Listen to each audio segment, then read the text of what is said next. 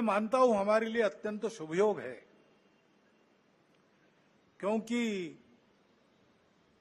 बाहर तो वातावरण दूसरा है।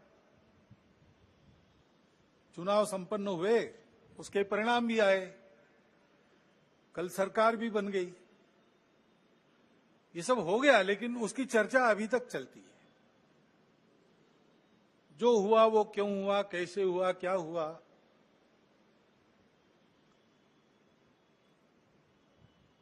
ये अपने देश के प्रजातांत्रिक तंत्र में प्रति 5 वर्ष होने वाली घटना है, होती है। उसके अपने नियम है, डायनेमिक्स है, उसके अनुसार होता है। अपने देश के संचालन के लिए कुछ निर्धारण करने वाला वो प्रसंग है, महत्वपूर्ण है। लेकिन हम चरविचरवन करते रहे, इतना महत्वपूर्ण क्यों है? समाज ने अपना मत दे दिया, उसके अनुसार सब होगा। क्यों, कैसे, इसमें संघ के हम लोग नहीं पढ़ते। हम अपना कर्तव्य करते रहते, लोकमत परिष्कार का प्रतिवर्ष करते हैं, प्रति चुनाव में करते हैं, इस बार भी किया है। बाकी क्यों हुआ, क्या हुआ, इस चर्चा में पढ़ते नहीं, क्योंकि आज ही, कल ही आदरणीय सत्यप्रकाश महाराज जी ने हमको एक वचन बताया कबीर जी का। सार रूप में हम लोग उस प्रकार से विचार करते हुए इन सब बातों को देखते हैं। निर्बंधा बंधा रहे, बंधा निर्बंधा होई, कर्म करे करता नहीं, दास कहाए सोई। जो सेवा करता है, जो वास्तविक सेवक है, जिसको वास्तविक सेवक कहा जा सकता है, उसको कोई मर्यादा रहती है, वो मर्यादा से चलता है। काम करते सब लोग हैं, लेकिन कार्य करते समय मर्यादा का पालन करते हुए उसको करना। जैसा तथागत ने कहा है, कुशलस्य उपसंपदा, अपनी आजीविका, पेट भरने का काम सबको लगा ही है, करना ही चाहिए। अपने शरीर को भूखा नहीं रखना है, परंतु करते समय कुशलस्य उपसंपदा है, कौशल पूर्वक, यानी उपजीविका के कार्य में उत्कृष्टता जैसे उस शब्द से निर्देशित होती है, वैसे ही वो कार्य करते समय दूसरों को धक्का नहीं लगना चाहिए, ये मर्यादा भी उसमें निहित है। तो ऐसी मर्यादा रख के हम लोग काम करते हैं। काम करने वाला उस मर्यादा का ध्यान रखता है, वो मर्यादा ही अपना धर्म है, वो मर्यादा ही अपनी संस्कृति है, जो महाराज जी ने अभी बहुत मार्मिक कथाओं से थोड़े में बताई, पूरी बताई।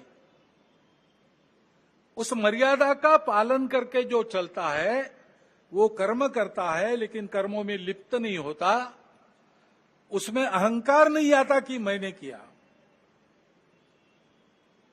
और वही सेवक कहलाने का अधिकारी रहता है। ये उक्ति कल जब उन्होंने सुनाई तो मेरे मन में आया कि अपना विचार क्या है, संघ कैसे चलता है, उसको बताने का दूसरा कौन सा उपाय। सरल उपाय में यही है, 4 पंक्तियों में संघ की वृत्ति ध्यान में आती है। क्योंकि इन बातों में उलझे रहेंगे तो काम रह जाएंगे, और चुनाव प्रचार की या चुनाव में जो होता है उसकी बात ऐसी है, वास्तव में तो प्रजातंत्र की अनिवार्य आवश्यक प्रक्रिया है, और उसमें 2 पक्ष रहते हैं, इसलिए स्पर्धा रहती है। स्पर्धा रहती है तो दूसरे को पीछे करने का, स्वयं को आगे बढ़ाने का काम होता ही है, होना ही चाहिए, परंतु उसमें भी एक मर्यादा है, असत्य का उपयोग नहीं करना। चुने क्यों जा रहे लोग, संसद में जाएंगे, बैठकर अपने देश को चलाएंगे, सहमति बनाकर चलाएंगे। हमारे यहां तो परंपरा सहमति बनाकर चलने की है।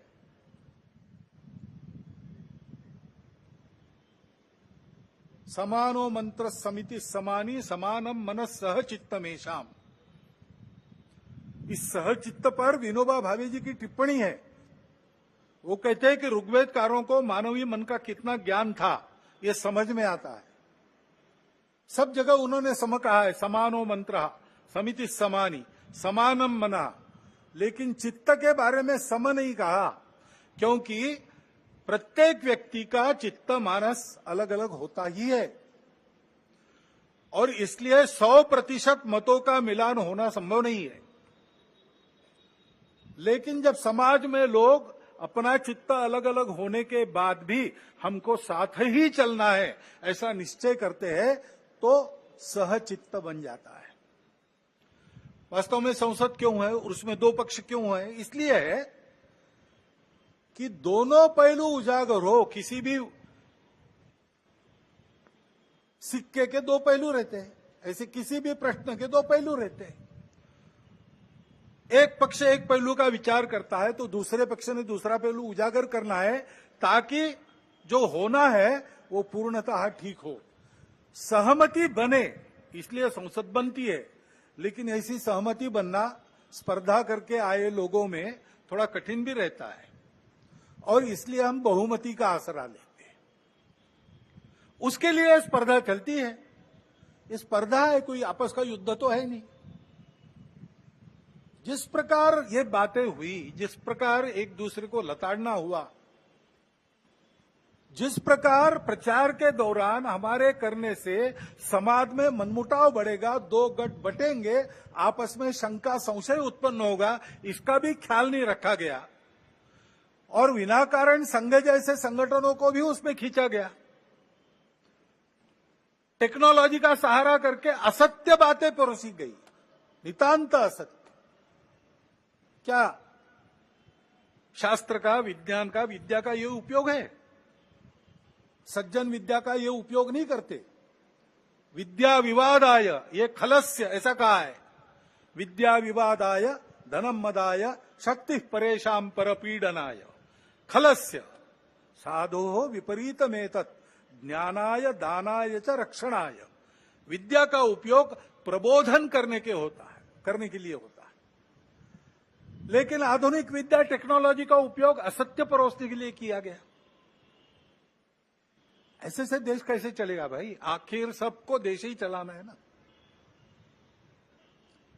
2 पक्ष है, विरोधी पक्ष कहते हैं, मैं प्रतिपक्ष कहता हूं। वो विरोधी नहीं है, उसको विरोधी मानना भी नहीं चाहिए। वो प्रतिपक्ष है, वो एक पहलू उजागर कर रहा है, उसका भी विचार होना चाहिए। ऐसा जब चलना है तो चुनाव लड़ने में भी एक मर्यादा होती है। उस मर्यादा का पालन नहीं हुआ, क्योंकि उसका पालन होना इसलिए आवश्यक है कि हमारे देश के सामने चुनौतियां समाप्त नहीं हुई। अब सरकार बन गई, वही सरकार फिर से आ गई, एनडीए की। अब ये ठीक है, पिछले 10 वर्षों में बहुत कुछ अच्छा हुआ है। आर्थिक हमारी स्थिति, आधुनिक दुनिया जिन मानकों को मानती है, जिसके आधार पर आर्थिक स्थिति का मापन करती है, उनको लगाए तो हमारी आर्थिक स्थिति बहुत अच्छी हो रही। सामरिक स्थिति हमारी निश्चित रूप से पहले से अधिक अच्छी है। दुनिया भर में हमारे देश की प्रतिष्ठा बढ़ी है। कला क्षेत्र में, क्रीड़ा क्षेत्र में, ज्ञान विज्ञान के क्षेत्र में, संस्कृति के क्षेत्र में हम सब लोग विश्व के सामने आगे बढ़ रहे हैं। हमको धीरे धीरे मानना विश्व के प्रगत देशों ने भी शुरू किया है। लेकिन इसका मतलब ये नहीं है कि हम चुनौतियों से मुक्त हुए। अभी उन बातों से मुक्त होकर जो चुनाव के आवेश में अतिरेक हो गया, उससे मुक्त होकर हमको आने वाली बातों का विचार करना है, समस्याओं से राहत लेनी है।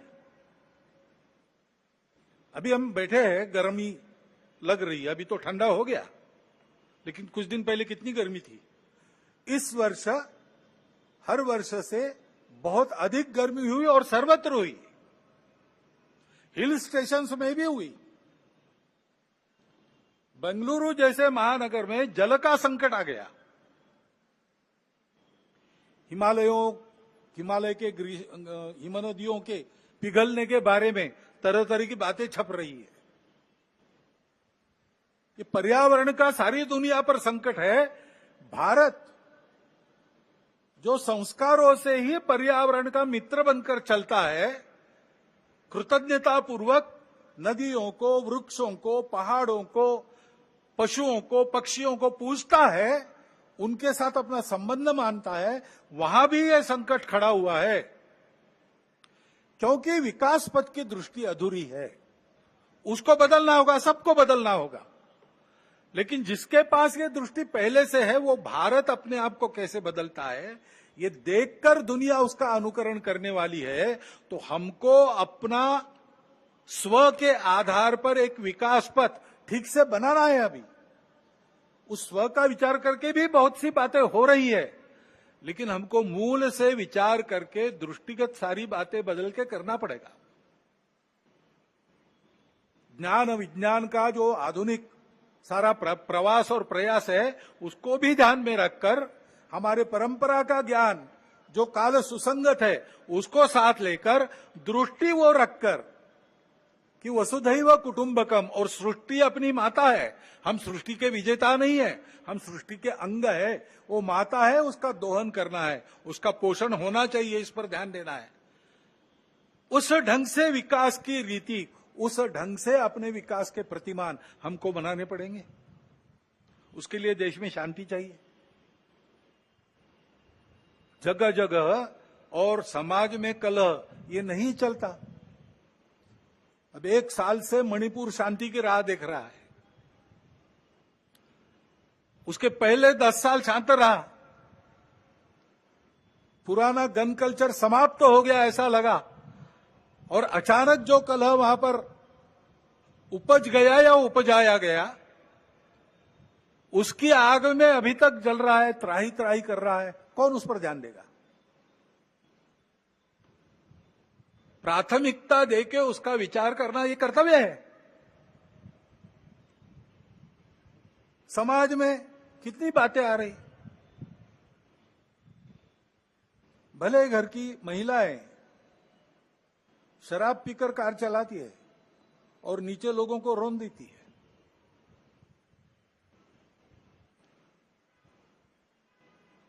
कहां हमारे संस्कार कहां गए? हमारी संस्कृति कहां है? जो संस्कृति अभी तक दुर्जेय सी बनी है, अभी भी उसको कोई नहीं जीत सकता। लेकिन उस संस्कृति के वाहक हम लोग उसकी परवाह रखेंगे तभी। इसलिए समाज में पीढ़ी दर पीढ़ी चलने वाले, संपूर्ण सृष्टि की धारणा करने वाले धर्म के संस्कार, जो संस्कृति हमको सिखाती है, उस संस्कृति के पनपने का, आगे की पीढ़ी तक पहुंचने का प्रश्न खड़ा हो गया है। जिन्होंने उसको त्याग दिया, उनकी स्थिति दुनिया में अच्छी नहीं है। भले ही भौतिक वैभव होगा, परिवार टूट रहे हैं, मन में अशांति है, छोटे बच्चे बंदूक लेकर अपने विद्यालय के सहपाठियों को गोलियों से भून डालते, ऐसी परिस्थितियां आती है। पिताहीन मातृत्व, कितनी बातें हैं। क्या हमको वैसे बनना है? क्या हमको अपना परिवार प्यारा नहीं है? क्या हमारे सगे संबंधी हमारे कुछ नहीं लगते? उस संस्कृति के संरक्षण का प्रश्न है। उसके लिए समाज में बात करने वाले, समाज में विभिन्न कार्यक्रम करने वाले, समाज का प्रबोधन करने वाले माध्यम, सबको अपने ऊपर संयम का बंधन एक लाना पड़ेगा। और वैसा वो बंधन लाए, क्योंकि आज के तंत्र में सरकार बहुत सी बातें देखती है, उसके लिए भी सरकारों को प्रावधान करने पड़ेंगे। बहुत काम करने पड़े हैं, और ये काम केवल सरकारों को नहीं करने, इनकी भी चर्चा हम करते हैं, लेकिन केवल चर्चा करने से नहीं होता। इसके लिए समाज को सिद्ध होना चाहिए। वास्तव में प्रजातंत्र में तो समाज ही राजा को बनाता है और समाज ही अपनी स्थिति को बनाता है। तो समाज ने अपने आप को खड़ा करना, यह पहली बात आवश्यक होती है। समाज परिवर्तन से व्यवस्थाओं का परिवर्तन होता है। दुनिया में सर्वत्र, दुनिया का इतिहास देखिए, यही हुआ है। जब कोई परिवर्तन आया, समाज में आया, उसके कारण व्यवस्था में आया। नेतृत्व खड़ा हुआ, लेकिन नेतृत्व को समाज का प्रतिसाद मिलने के लिए समाज का परिवर्तन हुआ। फ्रांसीसी राज्य क्रांति में फ्रांस के गरीबों का असंतोष शिखर पर पहुंच गया था, इसलिए क्रांति की बात करने वालों के पीछे सारी जनता खड़ी हो गई। यही रशिया में हुआ है। ये खड़ा हो गया समाज में कि इससे छूटना है, इससे बाहर आना है। अब वहां ये संस्कृति नहीं है जिसका वर्णन महात्मा ने किया, हमारे संत जी ने किया। संयम की, सत्य, अहिंसा, अस्तेय, परिग्रह, ब्रह्मचर्य, ये हमारे पास है। और इसलिए हमारे पास यही हुआ, लेकिन उसकी जो अभिव्यक्ति थी वो अलग प्रकार की, वो भारतीय अभिव्यक्ति थी। डॉक्टर बाबा साहब आंबेडकर कहते हैं कि कोई बड़ा परिवर्तन होने के पहले समाज का एक बड़ा आध्यात्मिक जागरण होता है, ये नियम है। अपने देश में तो है ही। शिवाजी महाराज के पहले सैकड़ों वर्ष संतों ने आध्यात्मिक जागरण किया, भक्ति की बुनियाद देकर सारे समाज को भेद मिटाकर वर्ण अभिमान विसर जाती, भूल गए वर्ण अभिमान और जाति। ऐसा समाज खड़ा किया तो शिवाजी महाराज ने स्वराज्य का विचार रखा, उसके पीछे सामान्य आदमी खड़ा हुआ, अपना घर गृहस्थी संभाल कर, और उनके साथ लड़ता था। इसलिए दुनिया की बलाढ्य ताकतें भी उसको पराजित नहीं कर सकती। ये समाज के निर्माण का काम करना है। समाज में एकात्मता चाहिए, समाज में संस्कार चाहिए। अपने समाज में और विशेष बात है कि हमारा समाज विविधताओं से भरा हुआ समाज है, और ये जानने वाला समाज है कि ये विविधताएं मिथ्या है, कुछ दिन चलती है, बाद में विविधता नहीं रहती। मूल में तो हम एक ही है। विविधता भी हमारी एकता का आविष्कार है, अभिव्यक्ति है, और इसलिए उसको स्वीकार करो, मिलजुल कर चलो, सब सही है। अपने अपने मत की श्रद्धा पर पक्के रहो, दूसरों के मत का उनका उतना ही सम्मान करो, उनका भी मत सत्य है ये स्वीकार करो, और मिलकर धर्म की राह पर चलो। ये धर्म पूजा की बात नहीं कर रहा हूं मैं। सारी पूजाएं अपनी अपनी पूजा पर श्रद्धा रखकर, बाकी पूजाओं को भी उतना सत्य मानकर, सब लोगों ने मिलकर सबकी धारणा करनी है, सबको जिलाना है, सृष्टि को भी जिलाना है, पूरे अस्तित्व के विचार से अपने जीवन को चलाना है। ये धर्म है। उस धर्म मार्ग पर बढ़ते हैं तो उन्नति होती है। हमारे देश में विविधता में एकता पुराना है। कुर्म पुराण में वर्णन किया है यहां की जनता का कि ये भारत भूमि की प्रजा ऐसी है, अनेक देवी देवताओं की पूजा करती है और अनेक प्रकार के रीति रिवाज रखती है, अनेक भाषाएं बोलती है, फिर भी मिलजुल कर चलती है। अथर्ववेद की ऋचा भी प्रसिद्ध है, जन्म बिभ्रति बहुधा विवाचसम नाना धर्माणम पृथ्वी में यथोकसम। ये हमारी रीति है। जब इस रीति को हम भूल गए, तब से हमारा पतन हुआ। तब हमने अपने ही भाइयों को अस्पृश्य कहकर दूर रखा। कोई इसके पीछे न्याय नहीं है, कोई शास्त्र इसके पीछे नहीं है, नहीं इसको वेदों का आधार है, न उपनिषदों का आधार है। ये तो स्वार्थी लोगों ने बुना हुआ जाल है, अथवा कुछ समय आया होगा जिसमें ऐसा चलना पड़ा होगा, पता नहीं क्या था, लेकिन वो कालबाह्य है और गलत है।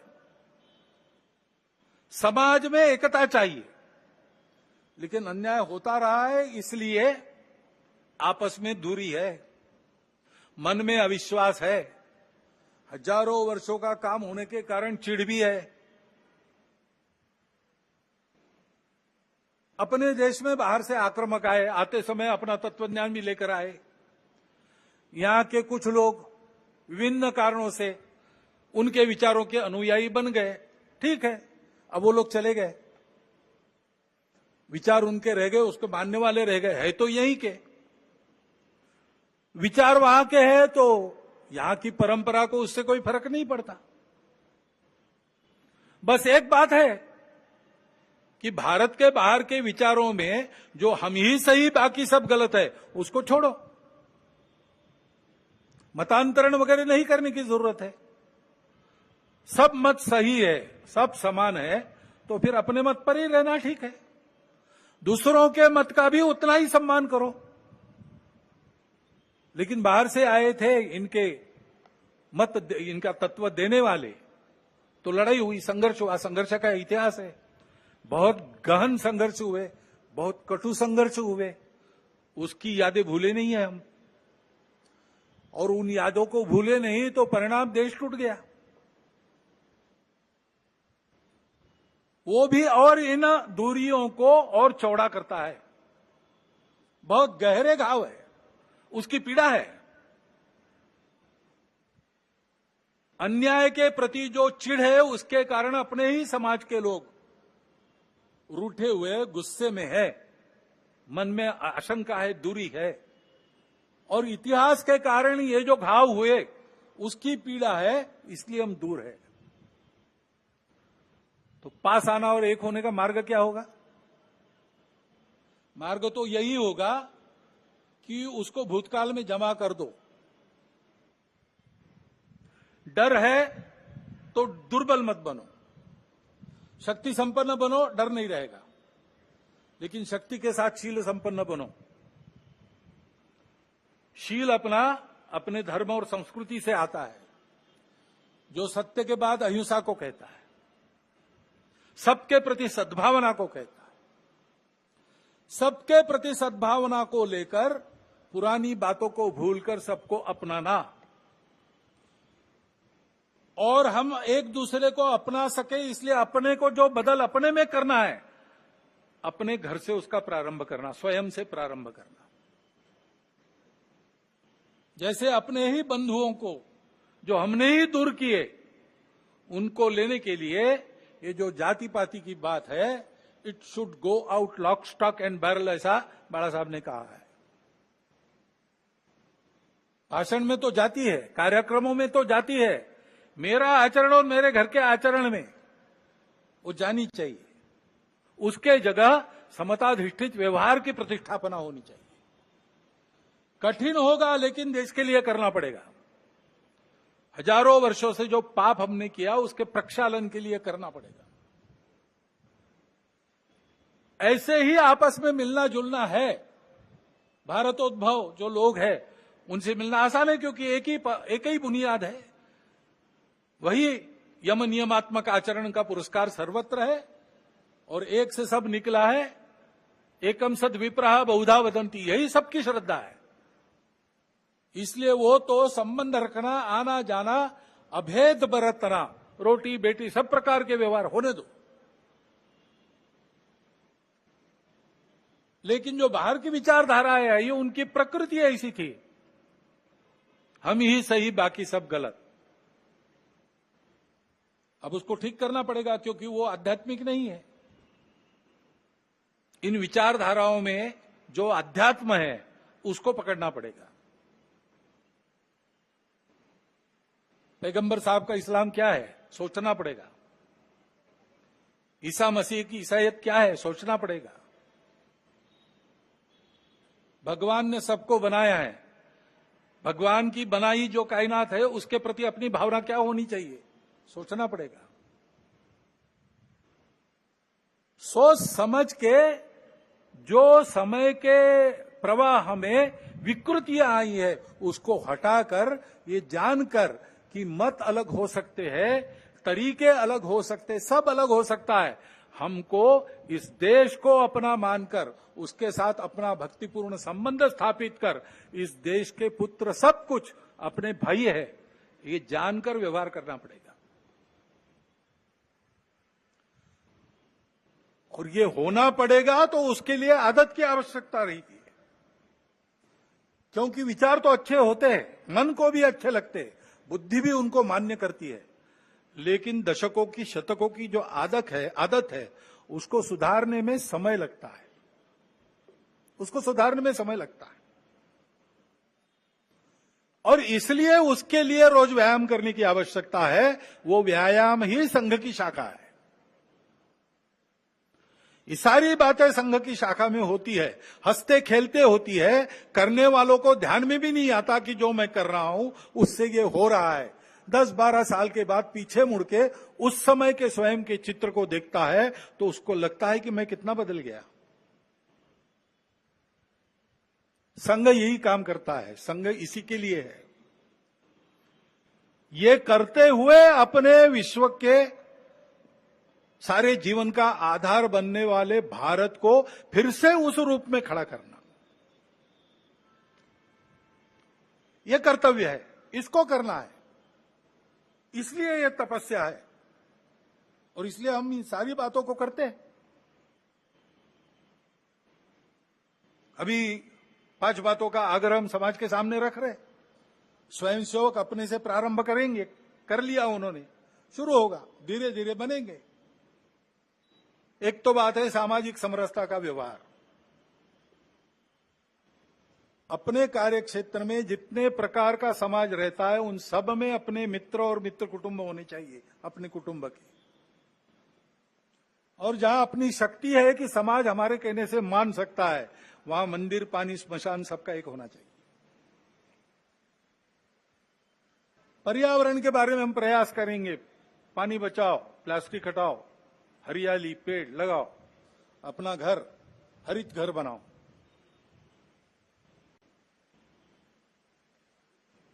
स्व आधारित सारा व्यवहार हो। स्व आधारित जीवन की कल्पना में उपभोग के लिए जीवन नहीं है, समृद्धि चाहिए, अय्याशी नहीं चाहिए। इसलिए लक्ष्मी जी की स्तुति हम करते श्री सूक्त में, तो उसमें जैसे धान्यम धनम बहुपुत्र लाभम वगैरह कहा है, वैसे न क्रोधो न लोभो न च मात्सर्यो न अशुभा मति, ये भी कहा है। नीति युक्त लक्ष्मी, उसकी हम पूजा करते हैं। उपभोग में नहीं उसको दौड़ते, उपभोग की रेस में हम नहीं दौड़ते, हम संयम रखते हैं, संयमित उपभोग, इस पर हमारा विश्वास है। इसलिए फिजूल खर्ची नहीं करना, बहुत ज्यादा तामझाम की आवश्यकता नहीं, सादगी से रहना, मितव्ययिता से रहना। आवश्यकताएं सारी पूरी हो, समाज है तो उसमें थोड़ा बहुत स्थान मान सबका रहता है, उसके अनुसार अपना रहना सहना हो, परंतु अनावश्यक खर्चा नहीं करेंगे। सादगी से रह सकते रहेंगे। स्व आधारित स्वदेशी का व्यवहार यही है जो अपने घर में बन सकता है, बाहर से नहीं लाना। एक आध बार इतवार को चले गए पिज्जा विज्जा खाने, ठीक है, लेकिन नियम नहीं बनना चाहिए। और जो अपने देश में बनता है वो बाहर से नहीं लाना। और देश की नीति ऐसी बने कि बाहर से लेना तो प्रथा अंतर्राष्ट्रीय व्यापार है, तो हम अपने शर्तों पर ले, कोई हमको दबाए और उसके चलते हम ले, ऐसा न हो। और अपने देश की व्यवस्था, कानून, संविधान, अनुशासन, सारी बातों का पालन करना। लाल बत्ती पर रुक जाना, जहां कतार में खड़ा रहना वहां कतार में ही खड़ा रहना।